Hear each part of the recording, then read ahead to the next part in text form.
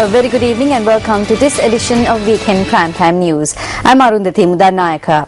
A series of explosions in Pakistan have left at least 9 people dead and have thrown preparations for upcoming elections into disarray.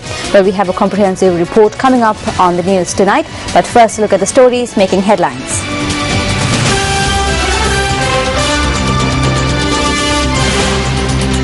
Several labour trade unions prepared for strikes against revised electricity tariffs. 9 lives lost to accidents on the Southern Expressway in 17 months. මෙම පටු මාර්ග තිබීමේදී මෙය තවත් සැලකිය යුතු කාරණාවක් වෙනවා. The JVP charges that there is a semi-military administration in the north. ප්‍රකාර විදියට තවමත් උතුරු පළාතේ පවතින අර්ධ මිලිටරි පාලනය.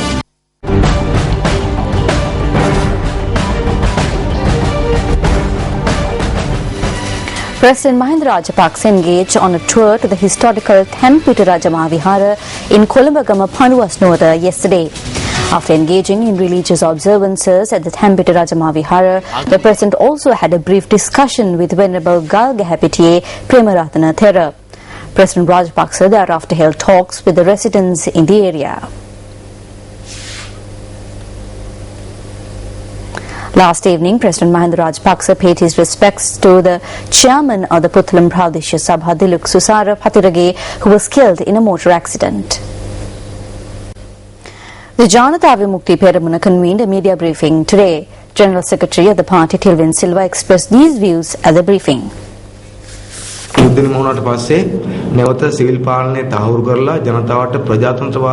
democracy and civil governance should have been established after the end of the war, the government did not give any consideration to these, and as a result, a semi-military governance still prevails in the northern province.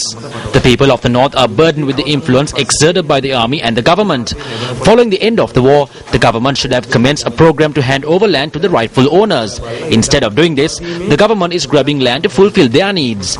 Plans are afoot to forcibly take over 6,381 acres of land in Walikamam North and Walikamam East areas in Jaffna. Many families who own land in Jaffna will lose their properties. This is a serious issue. This is not a problem that is persistent in Jaffna alone. This problem prevails in the northern and eastern provinces. The danger here is that the government's actions may push back the Tamil people to yet another separatist struggle.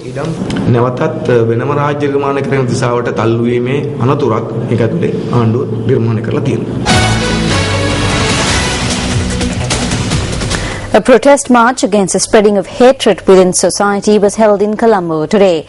The march was held under the theme The Public Rally for Unity. The procession commenced near the Nelumpokana Mahinda Rajapaksa Theatre in Colombo this morning. Politicians and representatives of various fields participated in this demonstration. About 30 to 40 years ago, when I was young, I wondered if we are the only people to speak out against the spread of ethno-religious hatred. I felt isolated. Today I am extremely happy that there is a younger generation that can spread our message, that can carry this fight forward. I wish them all success.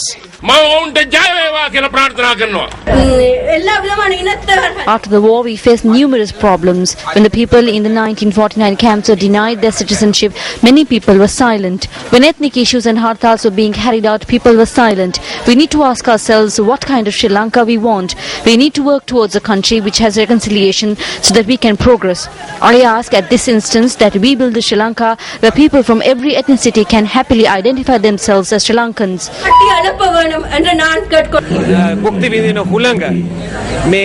The air that we breathe has no color or race. We are all human beings and we must live together. We must condemn malice and hatred.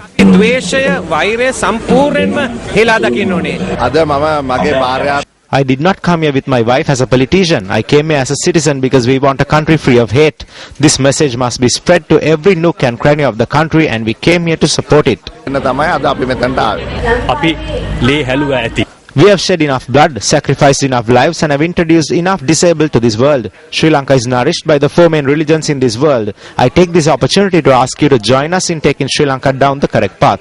I'm also speaking as a former diplomat. I did my best to defend the country overseas. But it's very difficult to defend the sovereignty of a country, the image of a country, when there are forces that can only be described as ethno-religious fascists that are striving to sow hatred and discord and are completely destroying the prestige and the image of Sri Lanka. The procession concluded at Green Path Avenue in Colombo.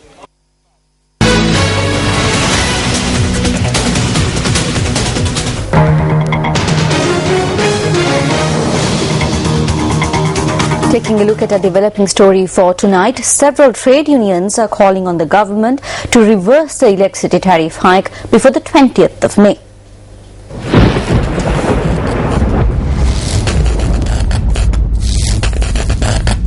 Convening a media briefing today, members of the coordinating committee to United Trade Unions expressed these views. After coming into power in 2005, the first step backwards that was taken was the withdrawal of the Pensions Act. This is your second opportunity. If the electricity tariff hike is not reversed by the 20th of May, then on the 21st, they will have to face strike action from all sectors, including the public sector, private sector and estate workers. Do not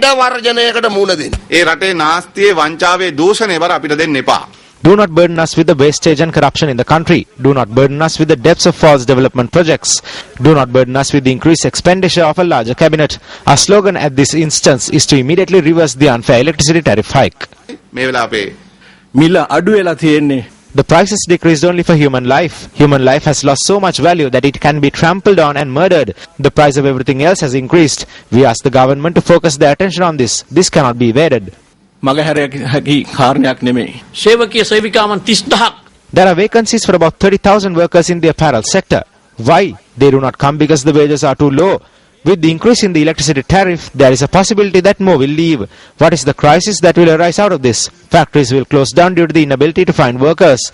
The alternative in this backdrop would be to bring down workers from Bangladesh, India and Bhutan.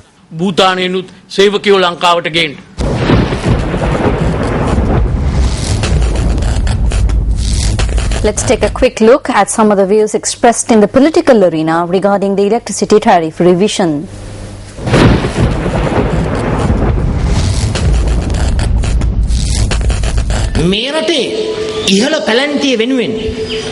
It is the people of this country who pay for electricity supplied for the highest echelons to raise Lamborghinis, Daimlers and Chryslers.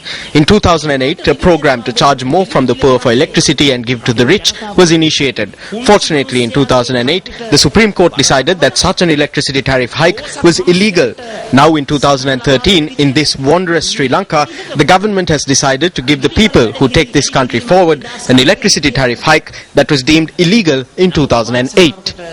රට දිනවන ජනතාව රැක ගන්න ආණ්ඩුව මෙන්න ඒක ක්‍රියාත්මක කරනව නැවතත් වරක් මේ ඇමතිවරුන්ට කියන්න කැමති මේ ජනතාවගේ හිත දිනාගන්න. We wish to tell ministers not to say that they are opposed to the electricity tariff hike in order to win the hearts of the people.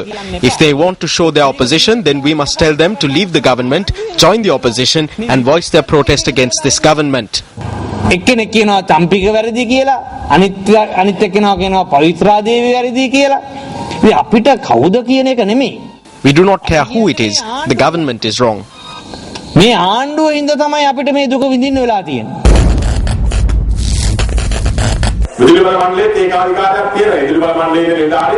There is a dictatorship in the electricity board. There are several senior officers who have signed secret agreements with the owners of diesel power plants. So when power is generated from diesel plants at a high cost, they get some money in their pockets. The commission, as a government, we have an understanding of the people's problems.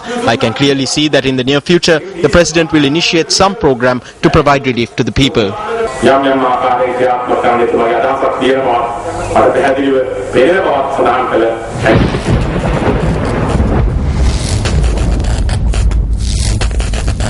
You're watching News First, and up next is the newspaper cartoon of the day.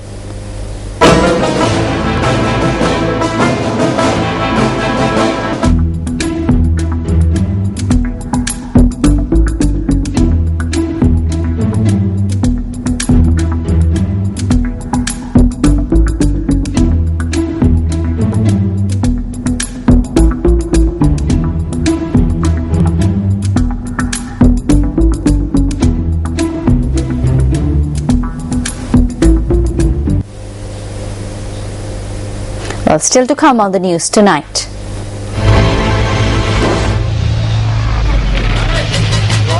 Multiple explosions at election gatherings and campaign offices in Pakistan. Details on the News First International Desk.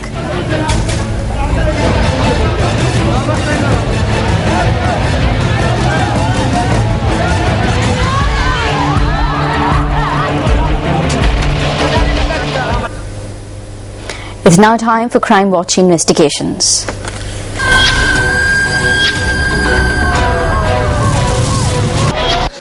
The bodies of 3 persons suspected to be murdered were found inside a house in the Kottavala area in Kalandeniya. Police media spokesperson SP Buddhika Sirivardhana said that the victims were identified as members of the same family. The police said that the victims, who were the mother, daughter and son, were aged 39, 7 and 9 respectively. The police officer in charge of Gaul said that they suspect the husband to have committed the murders. The police added that one of the bodies showed laceration marks. Information have come to light that the husband and wife have been living separately for some time. It is suspected that the deaths may have taken place a few days ago.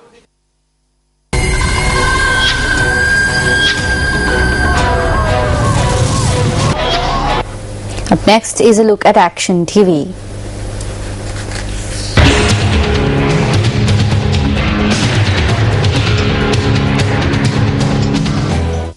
According to these letters by the District Secretary of Ampara and Parliamentarian Salat Weerasekara, a mission to capture and chase away wild elephants should have taken place yesterday.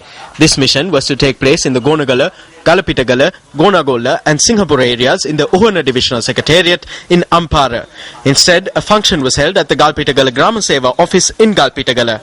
The District Secretary and the Parliamentarian had to place these documents before the people, as the people belonging to the hamlets concerned, enraged by the death of a Civil Defence Force personnel last Tuesday due to a wild elephant attack, engaged in a protest blocking the Kandy Ampara main road. Last Tuesday, the parliamentarian revealed before the people the reason that these villages are being threatened by wild elephants. It is the building of an electric fence around the Hardy Technical College, which was the exhibition ground for the recently concluded Diatakirula exhibition. However, the solution that the district secretary and the parliamentarian presented through documents for the wild elephant problem is catching wild elephants and taking them to other areas. Only preparations were made today for the work that should have commenced yesterday. The responsibility of informing a group of around 250 people comprising of army, police and civil defence force personnel about catching and chasing wild elephants lied in the hands of the head of the Wildlife Conservation Department's Eastern Zone Office. As per the finances allocated for the department for the year 2013, it can only cover the costs that will be incurred in catching 3 elephants. This group of 250 will divide themselves into groups of 33 and will commence the task of identifying wild elephants from tomorrow. The mission that the Department of Wildlife initiated on the 7th of this month with the support of area residents had to be halted midway as one of the persons involved in the operation died due to the attack of an enraged wild elephant. The main aspect in catching wild elephants is tranquilizing them, and it should be done by a trained few.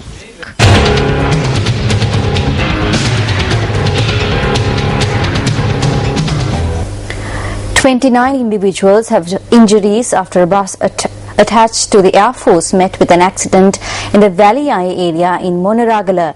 The police stated that those injured by the accident, which occurred this afternoon, have been admitted to the Sirigala Hospital in Monaragala. The bus was headed to a funeral in the Dambagala area in Monaragala from the Diatalava Army Camp at the time of the incident.